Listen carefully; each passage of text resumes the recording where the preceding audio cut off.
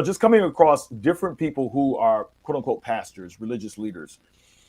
A lot of them, we all have one thing in common. Our job description oftentimes is expansive, right? More expansive than the typical person. I mean, a dentist has my wife's a dentist. She has a very refined, specific responsibility. A chef has a very refined and specific responsibility. Pastors, man, have a not so refined and specific responsibility. It's literally ministry, right? We are literally called upon to serve, and depending on what the context is, requires what we do. But what I found with most pastors do things outside of what is expected of them. Maybe in their local parish, their local church, their synagogue, they're asked to do other things. They're asked to serve outside the context of their religion, outside of their denomination.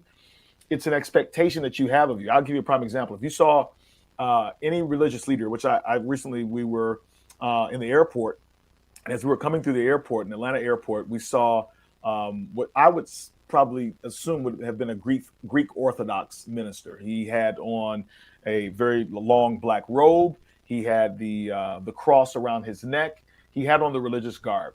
And I had this thought in my mind. I said, if something happened to somebody, let's say something bad, somebody passed out or something, I wouldn't expect him per se to revive the person, right? Mm-hmm. Because I would be calling for either 911 or I'd call a nurse. Is there a doctor around? But I would be looking at them to see if they had any compassion. I would be looking at them to see if they would stay on their phone. There's an expectation I have of this religious figure because of what they represent. And it's almost like we expect more out of them than we expect out of anybody else. Because of that, you always find that ministers are always doing more than what is necessarily expected or required of them from a job description. So that's exactly what I've been doing. That's what you were doing your entire pastorate. We were always doing more. We were always expected to do more. I think you helped me, and this is the answer to your question. You helped me to see that the more that I was doing actually has value. It has value. And so if you were to ask me just like dead point, gun to my head, answer that question, the real issue for me was coming out of the expectation that what I was doing did not have value and that it would be wrong for me to charge money or to monetize services that for my entire ministry I have been doing for free. That's the big hurdle that a lot of pastors and ministers have, because we ingrained within us is not only the external expectation that you are supposed to do something, even if it's outside of the realm of your expertise. Somebody passes out, Reverend, you better call somebody. You know what I'm saying? And Pray, go into prayer. Yeah, go into prayer, do something. And then it's just our own stuff with putting ourselves out there, knowing that there may be some criticism from the larger body as to, is this okay for me to be charging money for ministry? That is a major challenge that you helped me to overcome. But I have thoroughly overcome that. That's a good point. So just because you mentioned it, I remember there were times I would watch you speak. One time in particular, I was on the West Coast. I live in Tampa, but I happened to be on the West Coast, and I was speaking somewhere. You were speaking, and because my body was still on the East Coast, I had to speak on the West Coast. I woke up very early for where I was, and I put on another service. I was like, well, I can't sleep. Let me put on another service before I could go to where I was. And you were speaking for some men, right? And which is, we're going to get to the crux of what your ministry that you've monetized is. But I was watching, and there's something that just said, this man has a way of connecting with men in a way that just should not be confined to a preaching moment.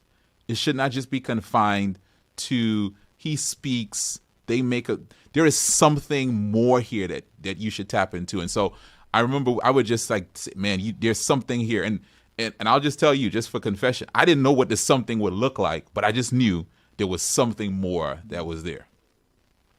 Yeah, no, it's interesting. Yeah, I actually remember that. I thought it was the reverse. I thought I was in California and you were on the East Coast. I can't remember, but I do remember that. Yeah. Mm-hmm.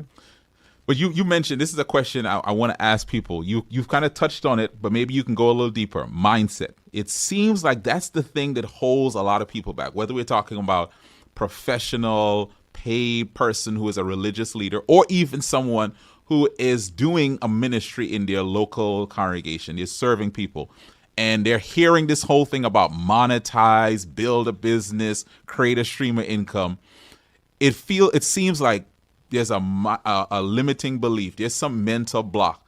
You've already kind of identified some of it, but I don't know if you wanted to go any deeper or what you've even Yes. seen from others. Talk about that a little No, bit. no. So there's just a thought in my mind, and I'll use an illustration of it. So I'll go with the same illustration of the expectation that we have for a pastor and the expectation that we have for, let's say, a physician, right? So one of the struggles that I have, and I think that we have, is if you were to ask me, should I charge for ministry? The answer to my question would be no, right? Should I charge for ministry? I would answer that and say no, because ministry is not just my profession. Ministry is my life. You understand what I'm saying? There's a moral obligation upon me that I don't ever withhold ministry from someone, depending on what the circumstances are, because I need to make money off of it, right? Give me a prime example. If I'm in the grocery store and I see somebody who is passed out again, right? As a Christian, the moral obligation I have, this is not my profession. I'm not talking about my profession or my career. I'm talking about my identity as a minister is I make a phone call and I say, we've got somebody who needs help. I will pause and pray, and I will not hand out a invoice afterwards. You understand what I'm saying?